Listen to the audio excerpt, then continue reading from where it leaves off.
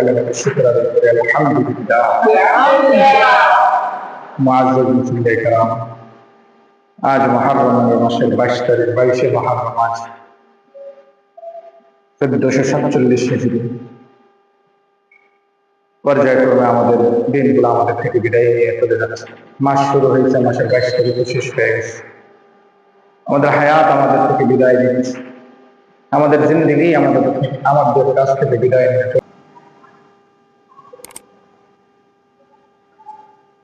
শুক্রবার এটা গুরুত্বপূর্ণ দিন, এটা আমরা সকলেই জানি। ইয়াউমুল জুমআহ এটা অনেক গুরুত্বপূর্ণ দিন,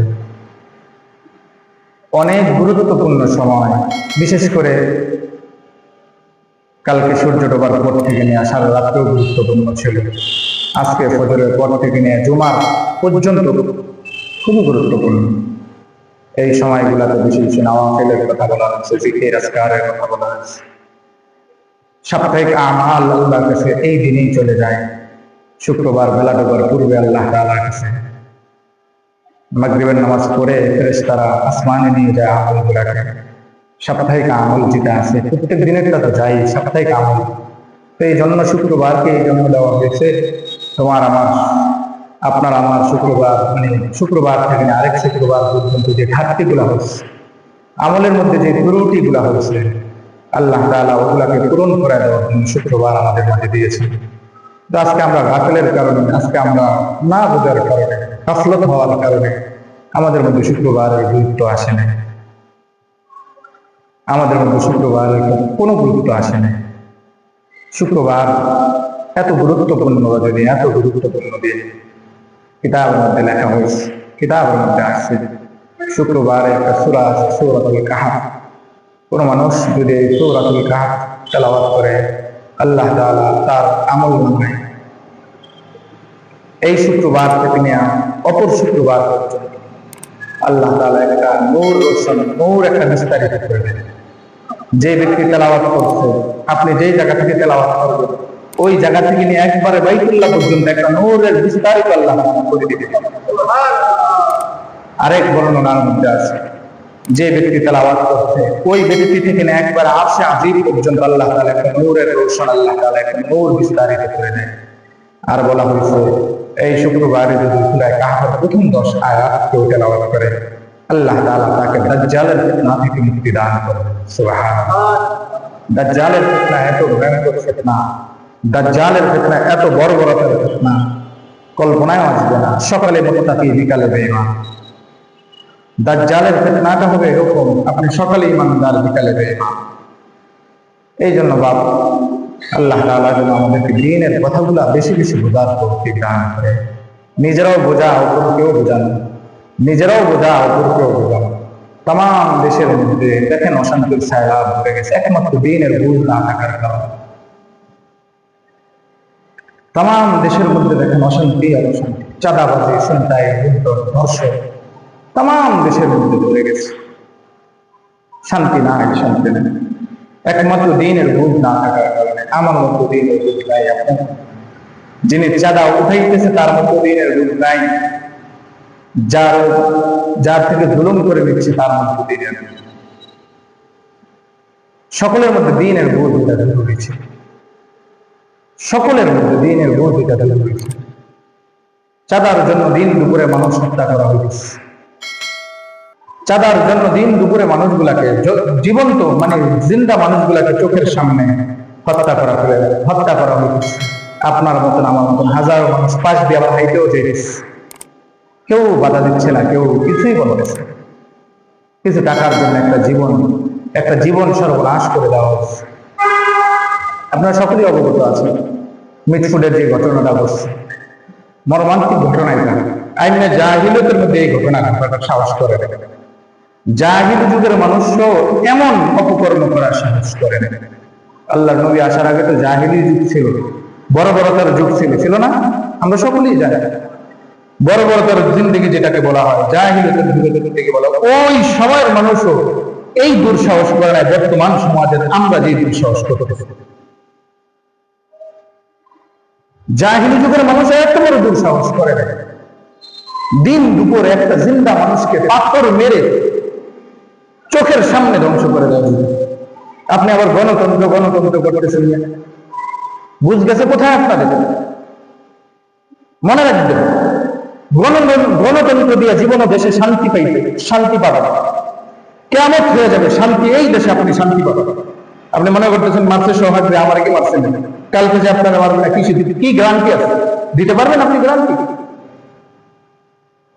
আপনি চিন্তা করতেছেন আমার তো মারে নাই, মারছে সৌহার্দ্যে, আপনি যে কালকে মারবেন না কি গ্যারান্টি আছে? আপনার কাছে এসে 2 লাখ টাকা চাঁদা চাইবে, আপনি তখন কি করবেন?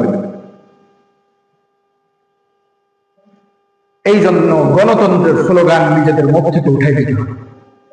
নিজের ভোটটাকে বুঝে শুনে দিব, বুঝে শুনে দিব। মনে রাখবেন, পুরাতন বউকে নতুন কাপড় পরা আনার দ্বিতীয়বারের কোনো দরকার আছে? বউ তো পুরাতন, নতুন শাড়ি পরা আনার দরকার। আমার কথা বুঝে আসছে আপনাদের? বউ পুরান বউ, নতুন শাড়ি পরা আনবো কেন? এই জন্য ভাই একটু সাউন্ডটা কমানো, সাউন্ডটা মনে বাড়ি হতেছে। উপরে একটা এই যে এটার পাশে, আর এই যে হ্যাঁ ওইটা। তাহলে নতুন বউকে, পুরাতন বউকে নতুন শাড়ি পরা আনা হয়, এইদিকে এই দিক ঘুরবে, ওই দিক ঘুরে। পুরাতন বউকে নতুন শাড়ি পরে আনার কোনো দরকার নেই। যারা গণতন্ত্রের স্লোগান আজকে দিচ্ছেন, যারা গণতন্ত্র মনে করতেছেন গণতন্ত্রের মধ্যে আসল শান্তি, না না, এটা সেকুলারিজম, এটার মধ্যে কোনো শান্তি নাই। যেটা আপনি ভাবতেছেন এই আসল শান্তি মনে হয় গণতন্ত্রের মধ্যে। এক গ্রুপের তো স্লোগানের শেষ নাই। শান্তি আর শান্তি গণতন্ত্রের মধ্যে না বাবা। গণতন্ত্রের মধ্যে আপনি কোশ্চেন কালেও শান্তি পাবেন না। গণতন্ত্রের মধ্যে আপনি 1000 বছর গবেষণা করেও শান্তি আনতে পারবেন না। এটা আব্রাহাম লিঙ্কনের রাজনীতি, এটার মধ্যে কোনো শান্তি নাই। আপনাকে আমাকে ওই সোহাগের মতন জিন্দা মানুষটাকে কিমনে পাথর মেরে মেরে বর্বরতার যুগে এত ভয়ঙ্কর ছিল না, পাথর মাইরা ওই লাশের উপরে আবার উৎসর্গ করেছে। দেখছেন না আপনারা? সবাই দেখছেন না? দেখছেন, সকলেই অবগত আছে। তারপরেও কি আপনার বিবেক ধরতেছে না? আমার বিবেকে ধরতেছে না? তারপরেও কি বুঝে আসতেছে না? এক স্বৈরাচার বিদায় করে আরেক স্বৈরাচারে বসাবো? কথা বলেন না কেন? এক জালেমকে বিদায় করে আরেক জালেমদের না বসাবো ক্ষমতার মসনদে? মনে রাখবেন, আল্লাহ নবী সাল্লাল্লাহু আলাইহি সাল্লাম বলেছেন, তোমাদের উপরে যদি কোনো জালেম চাপে, ওই জালেমকে যদি তোমরা প্রতিরোধ কইরা নতুন করে কোনো জালেমকে তোমরা বসাও, তাহলে পূর্বের জালেমের তুলনায় যেটা বসেছে এটা আরো ভয়ঙ্কর জালেম। আগে যেটা গেছে এটার তুলনায় এটা ভয়ঙ্কর হবে। আরেকটু পরিষ্কার করি, বুঝে আসবো না নাকি? আরেকটু পরিষ্কার। ইসলামের মধ্যে মূল সত্য আল্লাহ তাআলা কয় গ্রুপে বলছে? 2 গ্রুপ। বলেন কয় গ্রুপ? 2 গ্রুপ। কথা বলছেন, আমি কোন দলকে বলতেছি না, আমি কোরআন হাদিস দিয়ে বুঝাই দিতেছি। ইসলামের মধ্যে আল্লাহ তাআলা মূল শত্রু, ইসলামের কয়জন শত্রু, কয় গ্রুপ শত্রু বলছে? 2 গ্রুপ। এক গ্রুপ কাফের, আরেক গ্রুপ মুনাফিক। এক গ্রুপ কাফের, দৃষ্টান্তমূলক ধরেন, উদাহরণস্বরূপ ধরেন, ইসলামের মধ্যে 2 গ্রুপকে আল্লাহ তাআলা বলছে। এর মধ্যে এক গ্রুপ হলো কাফের, আরেক গ্রুপ হলো মুনাফিক। এক গ্রুপ যেটা মুনাফিক, এটা বড় ভয়ঙ্কর। যেটা মুনাফিক এটা কি? বড় ভয়ঙ্কর। আপনি জানেন কাফের আপনার দুশমন, আপনি জানেন কাফের আপনার দুশমন, কাফের আপনার ক্ষতি করবে, এটা আপনি একবারে 100% শিওর, এটার মধ্যে আপনার কোনো সন্দেহ নাই। কিন্তু মুনাফিক যেটা আছে, এটা তো আপনার মতন ভেজ করে কালেমা পড়ে, আপনার মতনই ফজরের নামাজ পড়ছে, কিন্তু তলে আপনার বিষ মারবে। ঘরের মানুষ চুরি করলে চোরকে ধরা যায় না, বাইরের মানুষ চুরি করলে ধরা যায়। ঘরের চোর চুরি করলে ধরা যায়, বাইরের মানুষ চুরি করলে ধরা যায়। অনুরূপ ভাবে আওয়ামী লীগ এটা ইসলামের প্রকাশ্য দুশমন ছিল। ইসলামের কি দুশমন ছিল? আমি একবারে খোলাসা কথা বলতেছি, আমি কোন রাজনৈতিক দলের সাথে জড়িত না, আপনাদেরকে বোঝানোর জন্য বলতেছি। আওয়ামী লীগ এটা ইসলামের প্রকাশ্য দুশমন ছিল। বিএনপি হলো এটা মুনাফিকের মতো, বিএনপি হলো ইসলামের ভিতরগত দুশমন। বুঝে আসবেন আপনাকে কি কর না কর, এটাই সত্য, এটাই সত্য। আমি এই পর্যন্ত ভোট কাউরেই দিই, তার মানে আমি কোন রাজনৈতিক সাথে সম্পর্ক না, কোন রাজনৈতিক ব্যানারেও আমার কোনো নাম নাই, আমি আপনাদেরকে বোঝানোর জন্য বলা হয়। তো যারা গণতন্ত্র বইলা কইতেছেন নির্বাচন দেন, নির্বাচন দেন, নির্বাচন দিয়ে কি করবেন আমরা বুঝি না। নির্বাচন দিয়ে আপনি কি করবেন, দেশের কি উন্নতি করবেন আমরা বুঝি না। এমন দিন দুপুরে মানুষকে হত্যা করবেন, এমন দিন দুপুরে মানুষকে চাঁদার জন্য আপনি হত্যা করবেন, এটার জন্যই আপনারা নির্বাচন চাচ্ছেন। মনে রাখতে হবে আপনাদেরকে, সাধারণ মুসলমান যারা আছেন তারা মনে রাখতে হবে আমার ভোটটা যেন এবার কোনোভাবেই নষ্ট না হয়। এটা মনে রাখতে হবে, আমার ভোটটা যেন কোনোভাবেই নষ্ট না হয়। আমি এমন কোন নাফরমানকে ভোট দিব না যে নাফরমান দেশের ক্ষতি করে। এমন কোন বেঈমানরে আমার ভোটটা মূল্যবান ভোট দিয়ে তাকে নির্বাচিত করব না, যার কারণে আমার সোহাগ ভাইয়ের মতন হাজারো সোহাগের জীবন দিতে হয়। কি বলেন? যার কারণে সোহাগ ভাইয়ের মতন হাজারো সোহাগকে জীবন দিতে হয়। কি বর্বরতার জিন্দিগিটা আছেন, একটু শুধু মোবাইল টিপতেন না, একটু বুঝলেন, একটু চিন্তা করেন আমরা কোন জগতে আছি, কোন জমানায় আছি।